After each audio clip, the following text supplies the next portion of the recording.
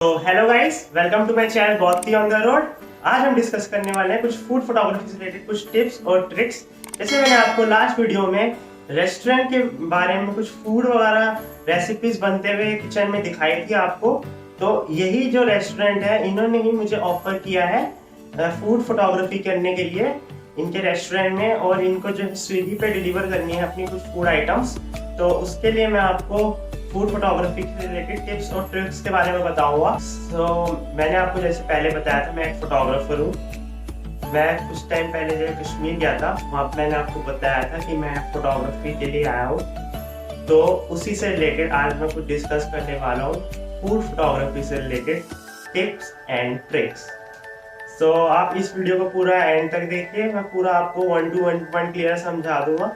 तो उसके बाद होप कि आपका पूरा डाउट जो है क्लियर हो जाएगा फूड फोटोग्राफी से रिलेटेड। अगर वीडियो पसंद आए तो आप इसको लाइक, शेयर, सब्सक्राइब और कमेंट करके अपना रिव्यू जरूर बताना। So let's start this video.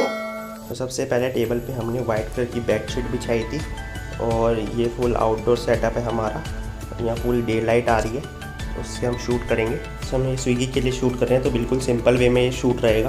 तो यहाँ पर जैसे आप देख सकते हैं इस इमेज को, ये मैंने टॉप एंगल से क्लिक करी है। ये इमेज 60 Mark II मेरा कैमरा है, जिसमें मैंने f8 अपर्चर है, 1/60 सेकेंड मेरा शटर स्पीड है, और ISO मेरा 800 है। तो इसके लिए मैंने अपर्चर है स्मॉल रखा है पूरा फोकस में लाने के लिए इमेज को। और जो मेरा शटर स्पीड है वो 1/160th ऑफ सेकेंड है, जो कि इनफ है एक्सपोजर लाने के लिए। और स्टेबल शटर स्पीड है, इसी शटर स्पीड पे आप जो है क्लिक कर सकते हैं। और मेरा जो ISO है वो 800 है। मेरे कैमरे का जो मैक्सिमम ISO 1600 से अबव में इसमें ग्रेन्स आ जाते हैं 60 Mark II में।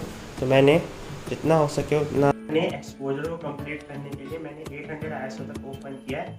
आप जितना हो सके उतना मिनिमम ISO यूज़ करें, जितना आपको कैमरा जो है सुटेबल कर सके उतना ISO आप यूज़ करें। बट ये देख लें कि उसमें ग्रेन्स और नॉइज ना आए।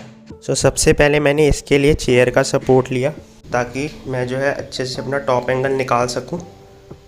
इसके लिए मैंने 24-105 mm लेंस यूज़ किया, और पूरा स्ट्रेट रखते हुए आप बस ये ध्यान रखिए कि जो आपका लेंस है वो डायरेक्ट जो है फूड के ऊपर हो, तो उससे टॉप एंगल शूट आएगा।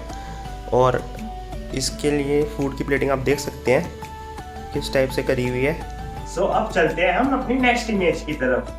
जैसे कि आप इसमें देख सकते हैं, इस इमेज में जो लाइटिंग है वो आ रही है इसकी बैक साइड से। इसके आगे मैंने फोरग्राउंड में कुछ नान है, ये इसकी प्लेसिंग करी है, नान की प्लेसिंग करी है। और यहाँ पे थोड़े चिली फ्लेक्स वगैरह हैं। और इधर राइट साइड में इसके मैंने बाउल रखे हैं। आप ये देख सकते हैं दाल मखनी का शूट है। तो इसमें जो मैंने शटर स्पीड जो यूज़ करा है वो है 1/60th ऑफ सेकेंड, और अपर्चर 2.8 एंड ISO 100। तो ये मेरी सेटिंग रही इसकी। डे लाइट में शूट हुआ है जैसे मैंने आपको बताया पूरा। और इसकी प्लेसिंग आप देख सकते हैं किस टाइप से हुई है। तो इसमें हमें शैडो डेप्थ ऑफ फील्ड चाहिए। तो शैडो डेप्थ ऑफ फील्ड लाने के लिए हमें अपर्चर जो है वो वाइड रखना पड़ता है, ताकि बैकग्राउंड को हम ब्लर कर सकें। और शटर स्पीड जो है 1/60th ऑफ सेकेंड है। जैसे मैंने आपको बताया था, स्टेबल शटर स्पीड है जो प्रॉपर एक्सपोजर कवर कर सकती है इस इमेजेस फूड फोटोग्राफी इमेजेस के लिए। और ISO मेरा 100 है, जो कि मिनिमम ISO है। जैसे मैंने आपको बताया था कि मिनिमम जितना हो सके उतना ISO रखें। मेरा सुटेबल कर रहा था इस इमेज के लिए 100 ISO, तो मैंने 100 ISO रखा। तो आप जो है एक फॉर्क या स्पून से स्टार्ट करिए अपनी फूड फोटोग्राफी को, उससे जो है हेल्प मिलेगी आपको और एंगल्स कुछ पता चलेंगे। अगर आपको फूड फोटोग्राफी से रिलेटेड ये वीडियो पसंद आया तो आप प्लीज़ इसको लाइक, शेयर, सब्सक्राइब जरूर कर देना ये चैनल को। और लिंक जो है रेस्टोरेंट का और मेरे इंस्टाग्राम चैनल का, जिससे आप मुझे कांटेक्ट कर सकते हैं, तो उसके लिए मैंने आपको लिंक जो है डिस्क्रिप्शन में दे दिया है। अगर कोई भी डाउट हो फोटोग्राफी से रिलेटेड वो भी आप मुझसे पूछ सकते हैं इजीली। मैं इंस्टाग्राम पे अपना लिंक दिया हुआ है। तो मिलते हैं नेक्स्ट वीडियो में। सो तब तक के लिए good bye and take care.